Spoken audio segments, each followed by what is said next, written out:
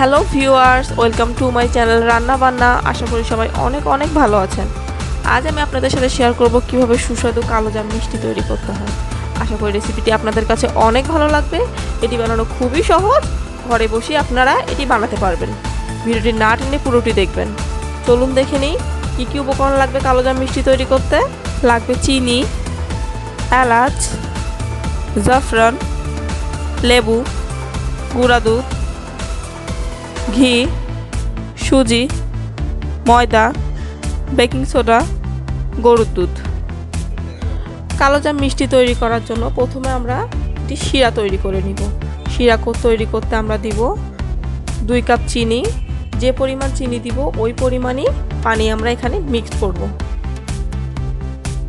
হালকা আঁচে আমরা এটিকে জাল করতে থাকব। আমি দিয়েছি একটি এলাচ, এটা আমি ক্রাশ করে দিয়েছি। দিব একটু জাফরান, সুন্দর রং আসার জন্য।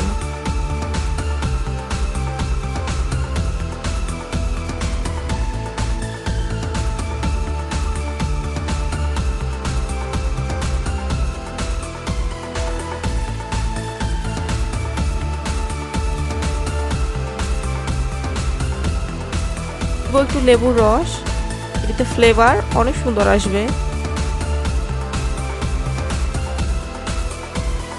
জাফরানের কারণে শিরাটিতে সুন্দর একটি কালার চলে আসছে। 2-3 মিনিট জাল হওয়ার পরে আমরা দেখব এটা স্টিকি স্টিকি হয়েছে নাকি।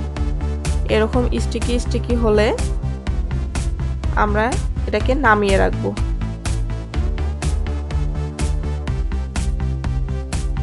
কালোজাম মিষ্টির ডো তৈরি করার জন্য লাগবে গুঁড়ো দুধ, 1 কাপ পরিমাণ দিয়ে দিব। গুঁড়ো দুধ দেওয়ার পরে আমরা দিব ঘি 1 চামচ,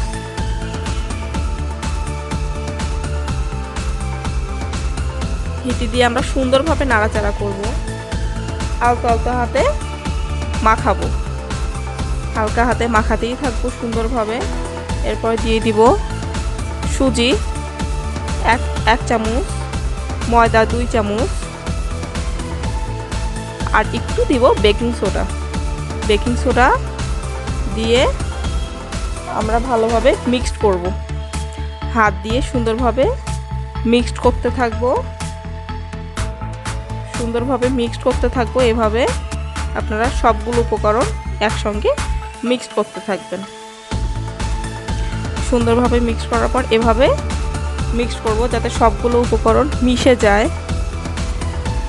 সবগুলো উপকরণ ভালোভাবে মিশে গেলে আমাদের মিষ্টিটা ফেটে যাবে না, খুব ভালো হবে। এভাবে ভালোভাবে মিক্স করার পরে এর সাথে দিয়ে দিব একটু দুধ, দিয়ে মিক্স করতে থাকবো। তারপরে আবার একটু দুধ দিব, দিয়ে ভালোভাবে মিক্স করব। এভাবে একটা চামচ দিয়ে সুন্দরভাবে মিক্স করতে থাকবো। আপনারা চাইলে হাত দিয়েও মিক্স করতে পারেন। সুন্দরভাবে মিক্সড হয়ে গেলে দেখুন, সুন্দরভাবে মিক্সড হয়ে গেলে সুন্দর একটি ডো তৈরি হবে। দেখুন এরকম হয়েছে। আমরা এখন এটাকে শুধুমাত্র 2 মিনিটের জন্য ঢেকে রাখবো।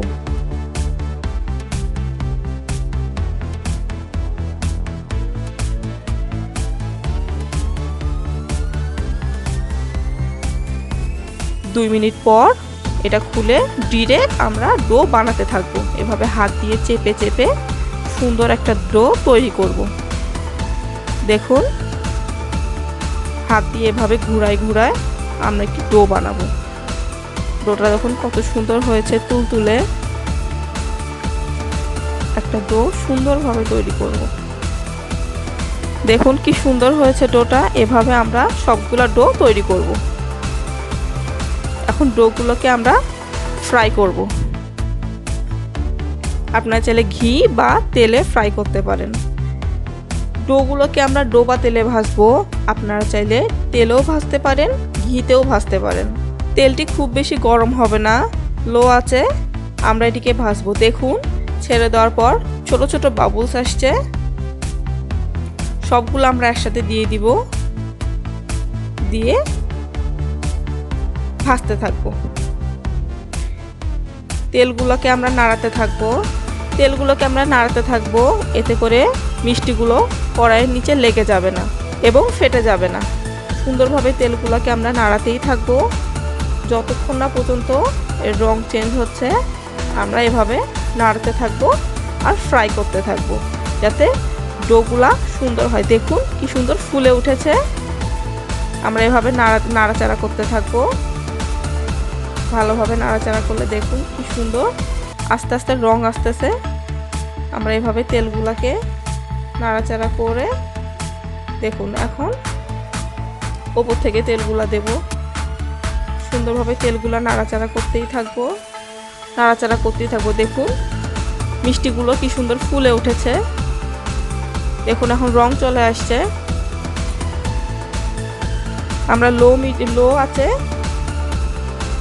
আমরা লো আছে এদিকে ভাজতে থাকবো। দেখুন আমি এখন এগুলাকে একটা একটা করে উল্টিয়ে দিব। 10 মিনিট হয়ে গেলে লো আঁচ থেকে মিডিয়াম আঁচে এগুলোকে ভাজতে হবে। দেখুন কি চমৎকার কালার চলে আসছে। এখন আমি এগুলোকে উল্টাই দিছি।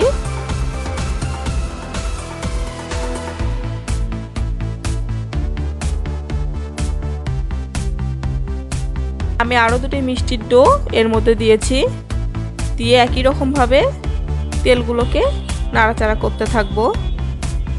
দেখুন আগের মিষ্টিগুলার কি সুন্দর কালার চলে আসছে। যতক্ষণ না পর্যন্ত এগুলো বাদামি রং হচ্ছে ততক্ষণ পর্যন্ত আমি এগুলোকে ভাজতেই থাকবো।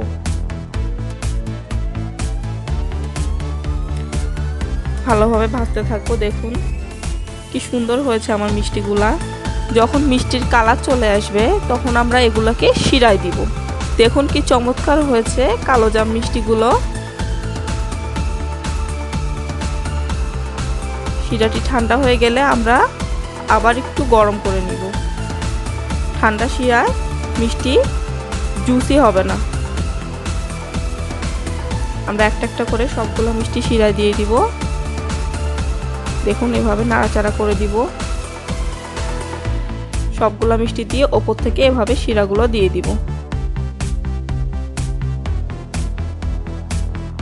কালোজাম মিষ্টিগুলোকে এভাবে আমরা শিরায় চুবিয়ে রেখে দিব 2 থেকে 3 ঘন্টা।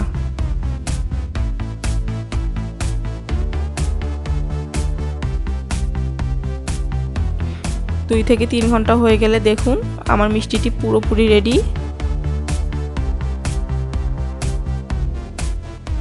ভিউয়ার্স রেসিপিটি ভালো লাগলে অবশ্যই ট্রাই করবেন, কমেন্টস করে জানাবেন কেমন হয়েছে।